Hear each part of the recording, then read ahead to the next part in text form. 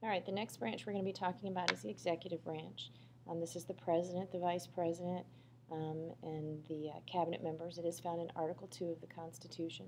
It's the job of the president to fulfill several roles. And 8 roles they typically identify for the president. Chief of State, which means he is the ceremonial head of our government. Here it is referred to as the president reigning and ruling. Unlike other countries like England where they have 2 different people doing those things, the Queen reigns and then the Prime Minister rules. The President does that here. So when we have state dinners, obviously he attends, the lighting of the Christmas tree. They have Easter egg rolls for kids on the lawn of the White House. So he is a ceremonial head. Chief Executive, he is responsible for executing the law. Comes from Article 2 of the Constitution. He is the Chief Administrator, which means he is the Director of the Executive Branch.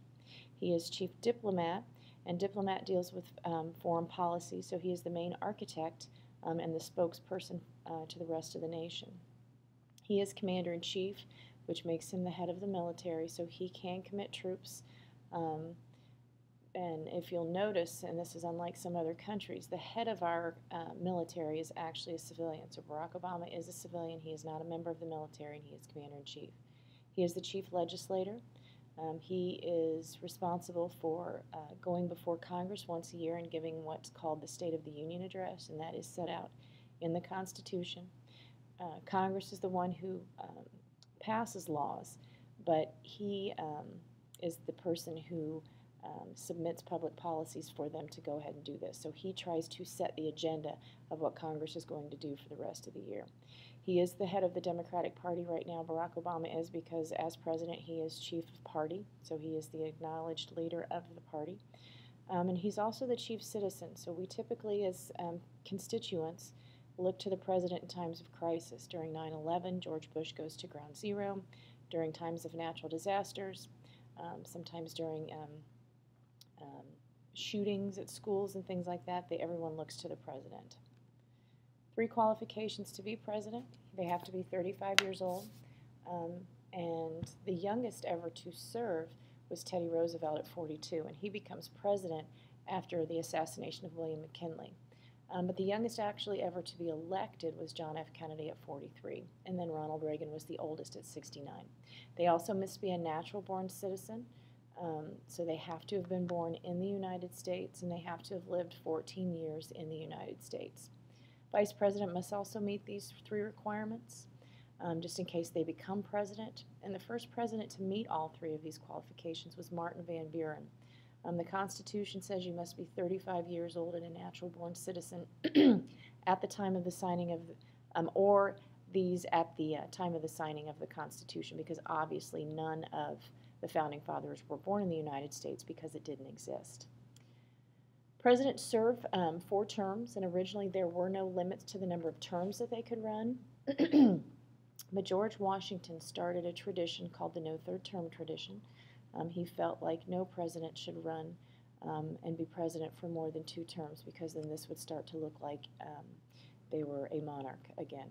But FDR, during the 30s and 40s, broke this tradition and ran and was elected 4 times to the presidency. So because of this broken tradition, they thought that they should put this in writing. And so there was the creation of the 22nd Amendment that limits a president to 2 full terms or a total of 10 years. And we get that 10 years by a vice president serving out part of a president's term. So if they serve out 2 or fewer, then they can run for 2 terms, their own 2 terms. But if that would put them over 10 years, they can only run for 1. The salary the president makes is $400,000.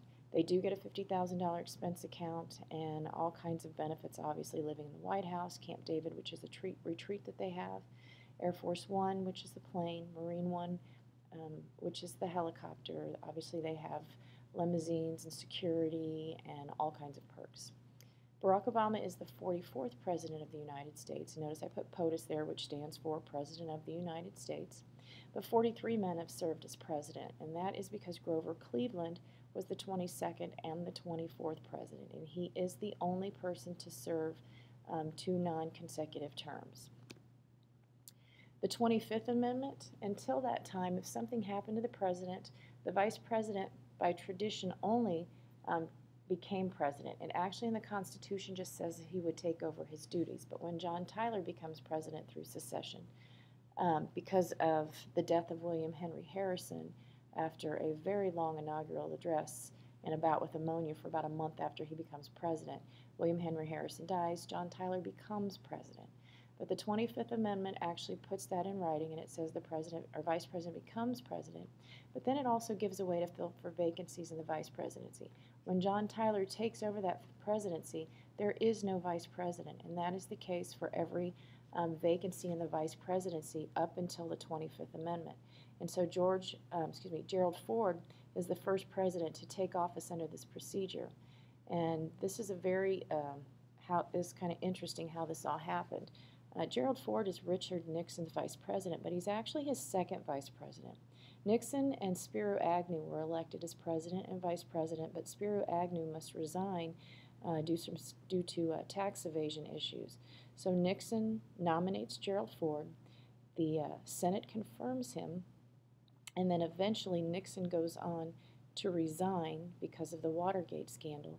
Gerald Ford moves up to be the president, and then he nominates Nelson Rockefeller to be his vice president, and he is confirmed. So we have Gerald Ford, Nelson Rockefeller never having gone through an election are actually the president and the vice president.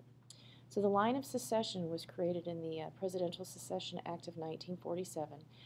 This is the newest line. There have been several different orders in which you can secede to the presidency, but this is the current one.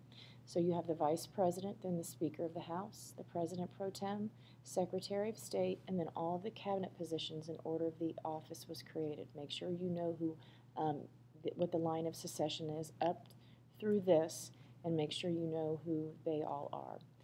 This right here is the current line of secession, and the most recent cabinet position is Homeland Security. Moving on. Assassinations. There have been 4 presidents who have been assassinated: William McKinley, James Garfield, and obviously the most famous 2, Abraham Lincoln and John Kennedy.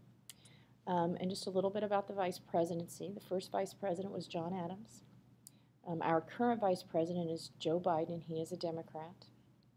And John Adams, interestingly enough, said that the vice presidency is the most insignificant office that ever the invention of man contrived or his imagination conceived. And he also said that as vice president, I am nothing, but I could be everything.